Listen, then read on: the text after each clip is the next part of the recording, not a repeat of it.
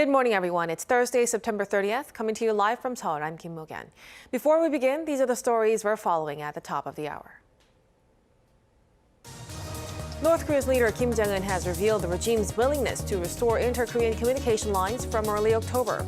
Kim made a statement at the second-day session of the Supreme People's Assembly on Wednesday. South Korea will provide relief funds to small business owners who've been hit hard by the pandemic beginning October. It will also shift to the Living with COVID-19 scheme from next month to slowly return to normalcy. And less than a month remains until South Korea launches its first fully homegrown space rocket, marking the full-fledged start of a domestically powered national space development program. The Science Ministry has finalized October 21st as Newdy's launch date. Our top story this morning, North Korean leader Kim Jong-un has said inter-Korean communication lines with South Korea will be restored soon. For more on this, we have our Pae Eun-ji on the line for us. Eun-ji, give us more detail about the messages Pyongyang has given to Seoul and Washington. Well, Mo-gan, following his absence from the opening session of the Supreme People's Assembly, North Korean leader Kim Jong-un made an appearance on the second day of the assembly on Wednesday. The regime's Korean Central News Agency reported that Kim said he is willing to restore inter-Korean communication lines in early October as part of efforts to improve relations and build peace on the Korean peninsula. But Kim added that it's up to Seoul to determine whether inter-Korean ties can be improved and says South Korea must perfect its, quote, hostile policy before seeking to declare an end to the Korean War. But he added that the regime has no intention or reason to provoke or harm the South. The two Koreas had briefly restored cross-border lines in July. Before that, they had been cut for around a year following the North's dramatic blowing up of the inter-Korean liaison office in anger over the sending of anti-Pyongyang leaflets from the South. Pyongyang has not been answering Seoul's regular calls, expressing dissatisfaction at the joint military drills by the South and the U.S. Regarding the U.S., Kim claimed that Washington's military threats and hostile policies against Pyongyang have not changed at all and have become, quote, more cunning since the new administration took office early this year. And also at the Supreme People's Assembly, Pyongyang appointed the North Korean leader's influential sister to the regime's top government body. Tell us more about this. That's right. The North's ruling Workers' Party newspaper on Thursday said that the North Korean leader's sister Kim Yo-jong has been promoted to a position on the State Affairs Commission, the country's highest decision-making body. She is currently the Vice Department Director of the ruling Workers' Party Central Committee. And as for the Vice Chairman of the State Affairs Commission, the regime's current Premier, Kim Dok-kun, was elected. That's all I have at this hour. Back to you, Mo-gan. Thank you, Eun-ji, for that report. Meanwhile, the UN Security Council plans to hold a meeting behind closed doors on Thursday to discuss North Korea's latest missile launch. The meeting will be held at the request of the U.S., France, and the U.K. Now, also responding to North Korea's claims, it launched a new hypersonic missile this week, which the regime says is a, quote, game changer. The U.S. says it's still seeking more information on the matter. The UN also expressed deep concern over the missile launch. Our Kim Hyo-sun reports. North Korea's announcement that it has conducted a successful test launch of a new hypersonic missile has been met with concerns by the international community, which once again highlighted the need for a concerted diplomatic approach in dealing with the regime. The U.S. says it is seeking more information on the regime's latest launch, but stressed it is open to resuming dialogue with the North. According to Reuters, Bonnie Jenkins, U.S. Undersecretary of State for Arms Control and International Security, explained that Washington continues to promote diplomatic talks with Pyongyang. This comes as UN spokesperson Stefan Dujarric also described the reports of the test launch as, quote, very disturbing, adding that the UN strongly believes that the only way forward for the Korean Peninsula is diplomatic engagement by the concerned parties. Meanwhile, the top U.S. intelligence officer on North Korea said the regime does not seek permanently improved ties with South Korea. Addressing the Washington-based Center for Strategic and International Studies think tank on Wednesday, Sidney Seiler, National Intelligence Officer for North Korea at the Office of the Director of National Intelligence, explained that this is because the regime's long-term objective remains to decouple the Washington-Seoul alliance. He also added that Pyongyang has always tried to and will continue to seek to drive a wedge between the two allies. Kim Hyo-sun, Arirang News. Seoul's chief nuclear negotiator No Kyu-duk will be sitting down in the coming hours with his U.S. counterpart Sung Kim in Jakarta. They will be going over North Korea's recent missile launches and President Moon Jae-in's proposal of declaring a formal end to the Korean War. No said he will have in-depth talks with the U.S. envoy on ways to improve the current situation. So far, South Korea and the U.S. have been mulling whether to provide the North with humanitarian aid. They last met about 2 weeks ago in Tokyo, and this meeting is happening in Jakarta as Sung Kim doubles as Washington's ambassador to Indonesia. We now turn to the COVID-19 situation. South Korea's COVID-19 caseload for Thursday surpassed the 2,500 mark, breaking the record for the highest number of infections reported for a Thursday. For more on this, we have our Kim Do-yeon at the News Center. Do-yeon, tell us more. Morgan, South Korea reported 2,564 new COVID-19 cases, of which all but 25 were locally transmitted. On a positive note, this is down 321 cases from 24 hours before, but it's still too early for the authorities to call it a downward trend. In fact, as you mentioned, it is still the highest number reported on a Thursday. And as many know by now, Thursdays are usually the day of the week when high infection figures are reported. Thursday's figure also continues a week-long trend of a new record being set for infections on that day of the week. Authorities are being kept on their toes ahead of 2 more consecutive long weekends starting this weekend, which could again prompt massive movement and lead to more infections. South Korea is expected to extend its current social distancing levels for another 2 weeks. A government advisory panel met Wednesday night to discuss what needs to be done starting next Monday when the current measures expire. According to Yonhap News Agency, the majority agreed to the extension, but with a shortened period of 2 weeks rather than a month. They also discussed adding so-called vaccine incentives in a bid to ease complaints over the distancing rules. A final decision will be announced on Friday. The Seoul area has been under the strictest level of distancing for the past 3 months, triggering growing complaints from small business owners and citizens. The U.S. CDC has made an urgent recommendation that pregnant women get vaccinated. On Wednesday, local time, the agency posted on its website that vaccination is recommended for all people over 12 years old, including those who are pregnant, planning to become pregnant, or breastfeeding. According to the agency, more than 125,000 laboratory-confirmed COVID-19 cases have been reported in pregnant people as of September 27th, including more than 22,000 cases of hospitalization and 161 deaths, with 97% of those cases among the unvaccinated. And the CDC has stated that the benefits outweigh the risks for expectant mothers, adding that COVID-19 in pregnancy can cause preterm birth or babies born so sick they have to go straight to a neonatal intensive care unit. Building on from that, South Korean health authorities also released a new vaccination schedule for pregnant women. But concerns about the vaccines are still circulating among this group. Choi Won-jung turned to some experts for their take on the matter. Despite being 22 weeks pregnant, Choi Won-jung is still going to work every day. As she has meeting after meeting, she's worried about catching COVID-19, but hasn't had her first shot of the vaccine.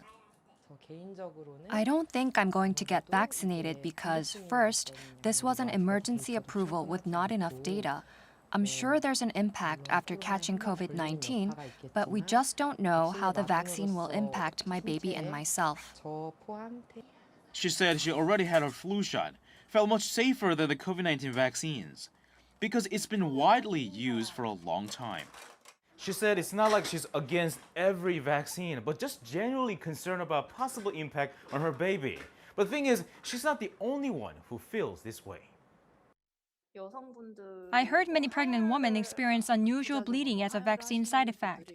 It's better to get vaccinated after giving birth because I'm afraid for the baby's health if I bleed during pregnancy. Research shows that pregnant women are more at risk than others from COVID-19. The Journal of American Medical Association in August said unvaccinated pregnant women with COVID-19 are 15 times more likely to die and 22 times more likely to have a premature birth. The American College of Obstetrics and Gynecology issued a strong medical consensus statement urging all pregnant individuals to get vaccinated against COVID-19. And the rationale is because pregnant women have a high chance of developing severe COVID-19 and also from dying due to COVID-19. In South Korea, over 700 cases from January 2020 to August 2021 were from pregnant women, and 15 of those were seriously ill. That figure is nearly close to the nationwide rate of 2.4%. However, experts say misinformation and a lack of understanding about vaccines still remains, and many pregnant women feel reluctant to get the shot. If the authorities recommend that these pregnant women get vaccinated, more sufficient data should be available for them and doctors. Vaccination bookings for pregnant women will begin from October 8th, and with actual inoculation starting on the 18th. 최원정, 아리랑 뉴스.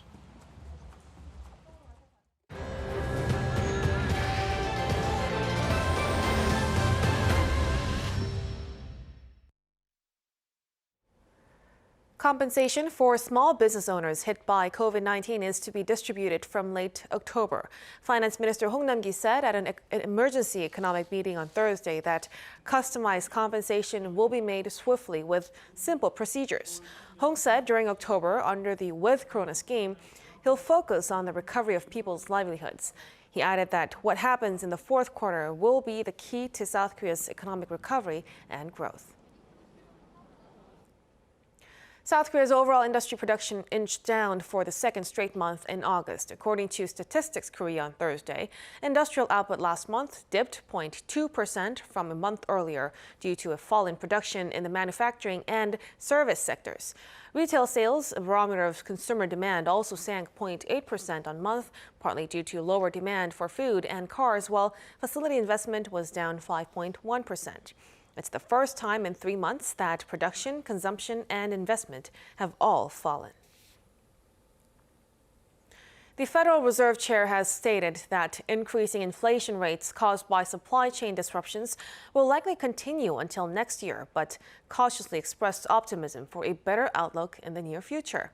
Speaking at the European Central Bank Forum on Wednesday, Jerome Powell said that inflation will likely be temporary. He explained that the current inflation spike is due to stronger demand caused by the reopening of the economy. The Fed revised its inflation outlook for the U.S. this year to double the target at over 4%. Despite the surge, some economists say that interest rates will not be raised in the near term, given the possible economic uncertainty caused by the spread of the Delta variant. Japan's former foreign minister on Wednesday won the ruling Liberal Democratic Party's leadership election. Now, this means Fumio Kishida is on course to become the country's 100th prime minister, replacing outgoing Prime Minister Yoshihide Suga. Lee Kyung-in reports. Japan's former foreign minister Fumio Kishida has been elected as the ruling Liberal Democratic Party's new leader and will effectively become the new prime minister as the party holds a majority in parliament. Kishida vowed to lead a transformed party in a general election due within weeks and continue to fight the pandemic-battered economy.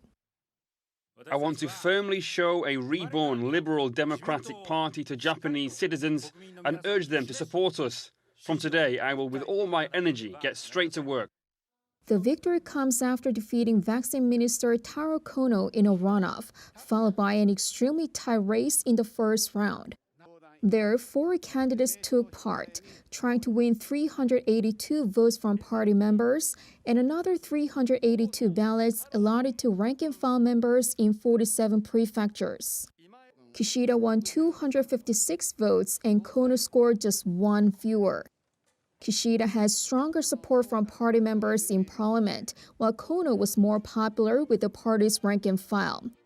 Since nobody got a majority in the first round, the election went on to a runoff among the top 2 contenders, with 2 female candidates dropping out. For the second round, the 47 prefectures just got one vote each, meaning the party members have a greater say, which played out more favorable for Kishida. Kishida won 257 ballots, defeating Kono by 87 votes. Becoming the new LDP leader, Kishida will replace the outgoing Yoshihide Suga in the coming days. The new leadership, however, is not likely to trigger a major shift in policies, being from the same party. Young-eun, Arirang News. China's Xi Jinping has called on his country to improve its risk control and management system on biosecurity. Xinhua News Agency reports that the head of the state, while addressing a political bureau group study session on Wednesday, also stressed the importance of preventing disease transmission between animals and humans. His words come as the World Health Organization and the international community continue to search for the origin of COVID-19. Tickets for the Beijing 2022 Winter Olympics will only be sold to spectators from mainland China.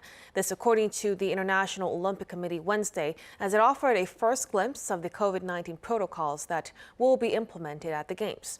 All foreign spectators, including the athletes' family members and friends, will be barred. The IOC also said unvaccinated athletes must spend 21 days in quarantine ahead of the Games. Those who have been fully vaccinated will come in through the so-called closed-loop management system. As long as there are no hiccups along the way, South Korea will launch its first fully locally produced space rocket in a few weeks. Nuri is currently undergoing final inspections. A successful launch would propel South Korea into an exclusive league of countries in the space race. Han Sung-woo reports. Less than a month remains until South Korea launches its first fully homegrown space rocket, marking the full-fledged start of a domestically powered National Space Development Program. The Ministry of Science and ICT has finalized October 21st as Nuri's launch date and has reserved the 22nd to the 28th as alternatives. A wet dress rehearsal or ignition-free systems test for the 47.2-meter-long, 200-ton rocket was completed late last month. It's now undergoing final checks before it soars into the sky from Naro Space Center in Gohung, Jeollanam-do Province. And it will do so with a dummy satellite that will be released 16 minutes after liftoff, some 700 kilometers above Earth's surface. Attached to Nuri in its second launch next May will be an actual satellite. The three-stage rocket will be propelled using 4 75-ton liquid engines in the first stage, one in the next, and a 7-ton liquid engine in the third. The country has been investing in the $1.8 billion project since 2010, but Nuri isn't Korea's first ever rocket.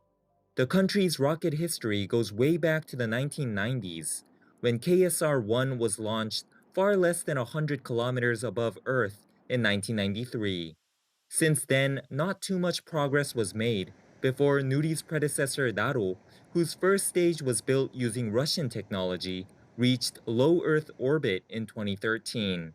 Should the Nuri mission all go according to plan, South Korea will become the 7th nation in the world to launch an over 1-ton satellite into space using homegrown technology. Han Sung-woo, Arirang News. Seoul has ranked the 16th best place in the world to start a business, climbing 4 spots on year and overtaking Singapore and Berlin in the process. The Global Startup Ecosystem Report for 2021 by research and policy advisory firm Startup Genome reviews 280 cities in 100 countries and assesses their ability to incubate startups. Seoul was 4th best for knowledge, a subcategory for performance and patents.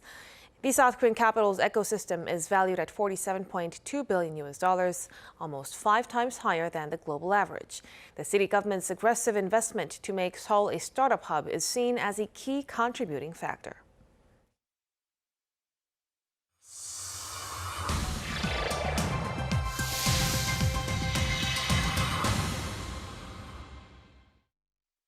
Let's take a look at what's going on in the world now. The tallest mountain in Western Europe lost about a meter in height compared to its previous official report. According to French geographical experts on Wednesday, An expedition in mid-September showed that Mont Blanc, located in the heart of the French Alps, was measured at 4,807.81 meters high, lower than their last published estimate of 4,808.72 meters in 2017. They added that it's now up to climatologists, glaciologists, and other scientists to examine the data collected and put forth all the theories to explain the phenomenon. As concerns have been raised worldwide over melting glaciers, the official height of Mont Blanc has also been on a downward slide for more than a decade, as the mountain has been losing an average of 13 centimeters in height annually since 2001.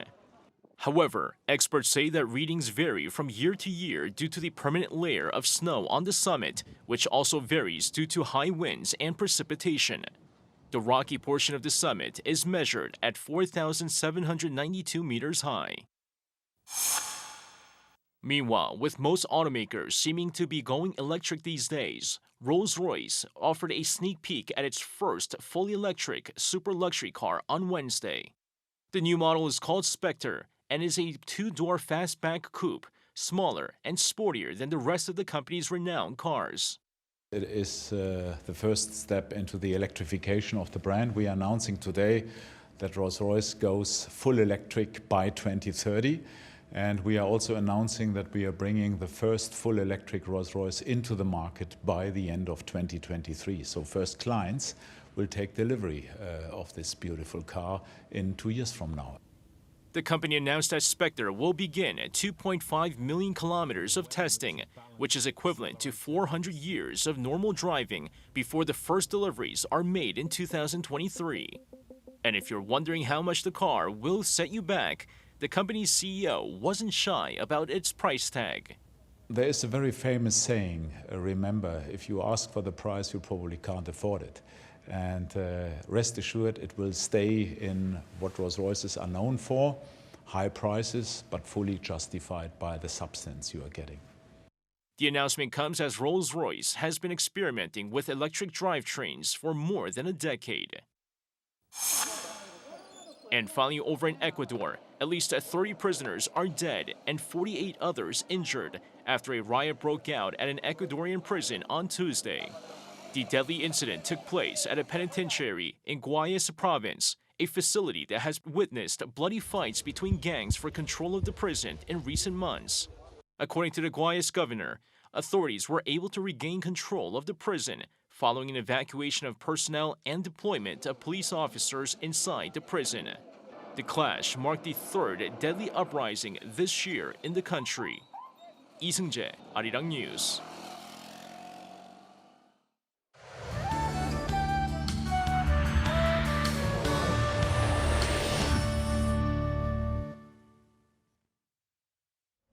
Good morning. The rain clouds that dropped heavy showers on the south coast are tapering off, but do expect more rain through the first half of the day with 5 to 40 millimeters in the forecast, and the skies will start turning blue in the afternoon. It was a breezy start to the day, but the highs will rise quicker, leading to big gaps in readings of over 10 degrees Celsius. And it's going to be far warmer in the capital, about 7 degrees higher than yesterday. So highs will be in the upper 20s across Korea this afternoon, and it's easy to come down with the cold when temperatures bounce up and down, so dress accordingly and take well care of yourself. And it seems like the weather looks promising for the upcoming 3-day holiday weekend. That's Korea for you, and here's a look at the weather conditions around the globe.